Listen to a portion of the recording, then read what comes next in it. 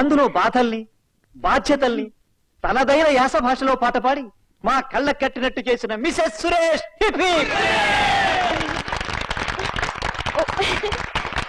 చాలండి, ఒక అలగాడ తైతక్కలాడ్డం, మీరు దానికి చప్పట్లు కొట్టడం ఏంది? నేను అలగదాన్నా? నేను తైతక్కలాడినా? నువ్వు పట్న పోరివా? మూతి కింద ఎర్ర రంగు పూసుకుని బొట్టు కిందకి సీర కట్టుకుంటే నువ్వు చదువుకున్న గర్వైపోతావు. 10 మందిలో అసభ్యంగా మాట్లాడి నువ్వు కంట్రిబ్యూట్ పిల్ల.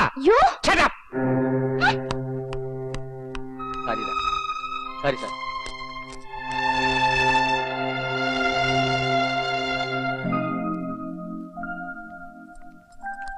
ఏంటి బావ గట్లున్నావు? పాపం మన వల్ల అనవసరంగా గణపతి వాళ్ళు పోట్లాడుకున్నారు. నువ్వే ఫికర్ చేయకు బావా. ఆలు మగలనాక గాయంతో కొట్లాడుకోరా. మంచం మీదకి దీపం బంద్ చేస్తే కోపం పాయ్. గట్లంటావు పోరి. నన్ను ఎక్కరుస్తున్నావులే. ఏం లేదు గాని కొంచెం ఒళ్ళు నొప్పులుగా ఉంది. ఆ సీసాందుకు. అవును, నేనున్నా కదా, అంగేపి పండుకో. మీదికెక్కి తొక్కుతా. మందేమిటికి? మీద నొప్పికి నీ తొక్కుడు ఓకే, మరి లోపల నొప్పి ఒకటి ఉందిగా, అందుకని. ఇదేంటి పురుగుల మందు లెక్కన కంపు కుడుతుంది?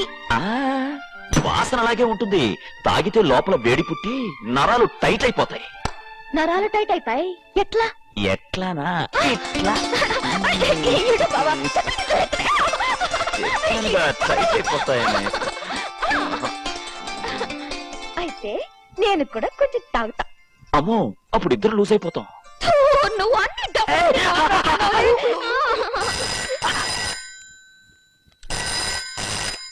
హలో సార్, నమస్కారం సార్. జ్వాలపత్రిక ఆఫీస్ ఎవరో గుండా అటాక్ చేస్తున్నారని ఇప్పుడే ఫోన్ వచ్చింది సార్.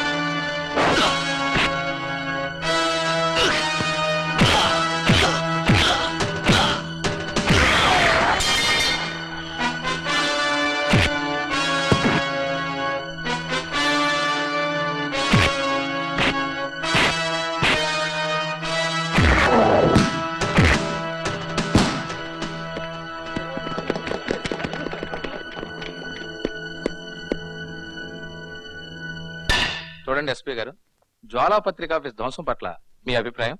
వెల్, నేను దాన్ని తీవ్రంగా ఖండిస్తున్నాను. ఇన్ఫాక్ట్ బాధ్యత గల పౌరులు ఎవరైనా ఆ పని చేస్తారు. పైపెచ్చు నేను ఒక పోలీస్ ఆఫీసర్ని. దాని వెనకాల పెద్ద మనిషి హస్తం ఉందంటున్నారు, దానికి మీరేమంటారు? No, never. ఇది తీవ్రవాదుల పని అంటాను. No doubt about it. Yes, తీవ్రవాదులే. నా ఇంట్లో నా పెళ్ళం లంగా కాలిపోయినా, నీ ఇంట్లో నీ అండర్వేర్ పోయినా దానికి కారణం తీవ్రవాదులే అంటాడు. ఎస్, అయినా నువ్వు ఈ ఉద్యోగంలో చేరే ముందు న్యూస్ పేపర్లు, అందులోనూ పాప న్యూస్ పేపర్లు బాగా స్టడీ చేయాలి. See this.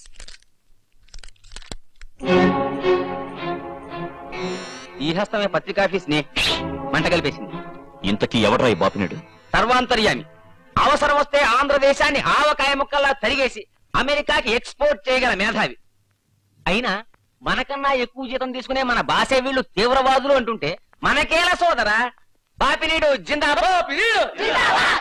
పేద పిల్లలకి అన్నం పెడుతున్నా పేద బాపినీడు. మురికి వాడలు శుభ్రం చేస్తున్న మురికి బాపినీడు.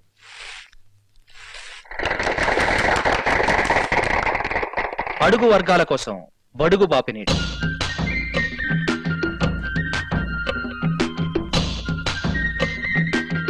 రక్తదానం చేస్తున్న రక్త బాపినీడు.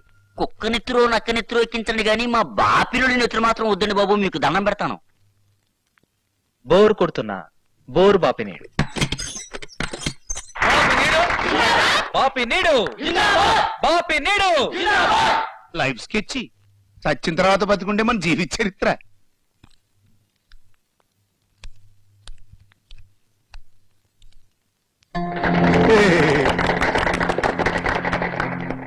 బాపినీడు. మరణం ఎప్పటికొస్తుందో ఏంటి చావా? పార్టీ టికెట్ రా. మా తాత ట్రై చేశాడు రాలా, మా అయ్య ట్రై చేశాడు రాలా. ఇప్పుడు నేను వేరే రూట్ లో వస్తున్నా. దుబాయ్ మా సారా సత్తిగాడు వచ్చేసాడు. నానా మన సారా కలెక్షన్ పొజిషన్ ఏంటి నాన్న? చాలా డల్ అండి. అంటే జనం సారా తాగడం మానేసి పులస్తీర్థంగానే తాగుతున్నారేట్రా? రేట్లు పెంచాం కదండి. అంత మాత్రాన అలవాటు పడ్డాడు మానేస్తాడట్రా? చూడు, ప్రతి తాగుబోతికి ఆస్తున్నా లేకపోయినా ఆలుంటది, దాని మేడలో తాళుంటది. ఆ తాళి తాకట్టెట్టుకుని ప్యాకెట్లు పంచడరా. అర్రర్రే, మా కత్తుల కుమారు కూడా వచ్చేసాడు. ఏనానా నార్త్ కత్తులు పంపించేసావా? ఒక లోడ్ వెళ్ళిందండి. ఒక్క లోడ్ వెళ్ళిందా? ఎన్నాళ్ళు కత్తులు తయారు చేస్తున్నారా, కాకరపు బొత్తులు తయారు చేస్తున్నారా? సర్లే, కనీసం 4 బొళ్ళు నాటు బాంబులన్నా పంపండి.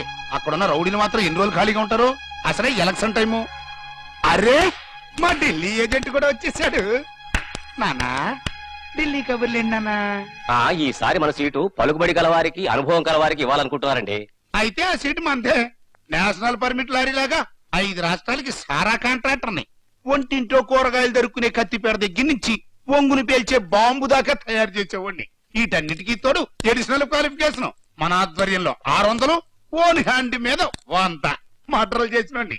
ఎంతకంటే పొలిటికల్ లీడర్ కి క్వాలిఫికేషన్ ఇంకేం కావాలయ్యా? ఇంకా సీట్ ఎక్కడ పోతే ఆ సీటు మందే. జయమ్ము నిశ్చయమ్మురా, భయమ్ము లేదురా, జంకు గొంకు లేక ఇంక గద్దెనెక్కరా. కంట్రీకి కంత పెట్టబోతున్న కంట్రీ బాపినీడు. నానా చెప్పండి. బతకడు. ఏరా ముచ్చాలు, అయ్యా, చెట్టు కింద నుంచి సెలూన్ కి సెటప్ మార్చినా నీ గెటప్ మాత్రం మార్చలేదురా. చెట్టు కింద నుంచి సెలూన్ కి మారినా తమరు ఖాతా మారలేదు కదండి, ఇంకా గెటప్ ఏం మారుద్దండి? తమరు చెప్పకూడదు కానండి. 50 క్రాపులకి 40 గడ్డాలకి ఇవ్వాలండి తమరు. అబ్బా ఇస్తానులేరా, నేను ఎక్కడికి పోతాను? తమరు ఎక్కడికి పోతారండి? మాఫీ సిరాయిదని మా లాంటి వాళ్ళని 30 మందిని పంపించే కానీ తమరు పోరండి. అబ్బా ఏమిటా ఇది? గడ్డం చేస్తున్నట్లేదు, బరబర బరబర కంకర్ రోడ్ వేస్తున్నట్టుంది సౌండ్. మరి తమరు ఇచ్చిన డబ్బుతోటి ఎలక్ట్రిక్ మిషన్ కొని సో మరి మెత్తగా కసక్క లాగుతారండి. మరి నా భాగి ఎప్పుడు ఇస్తారండి? ముచ్చాలు, కత్తి కంఠం మీద ఉంది కదా, ఇలాంటి ఎమోషనల్ డైలాగులు వాడకూడదురా. డబ్బుదే ఉంది, ఇస్తాగా, కావాలంటే వడ్డీ వేసు. వడ్డీ ఇస్తారా? మహానుభావా, బంగారం మీద వడ్డీ ఇచ్చేవాడిని చూశాను, డబ్బుల మీద వడ్డీ ఇచ్చేవాడిని చూశాను, బొచ్చు మీద వడ్డీ ఇచ్చేవాడిని మిమ్మల్ని చూస్తున్నానండి.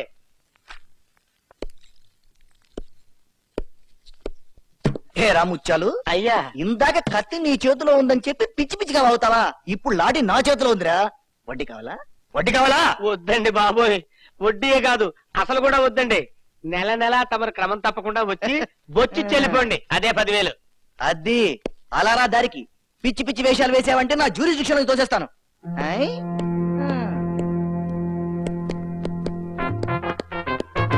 ఆహా, ఆ నడక చూడు, జమీందారు నడక. డబ్బులు ఇచ్చినాడు కూడా వాడన్నాడు.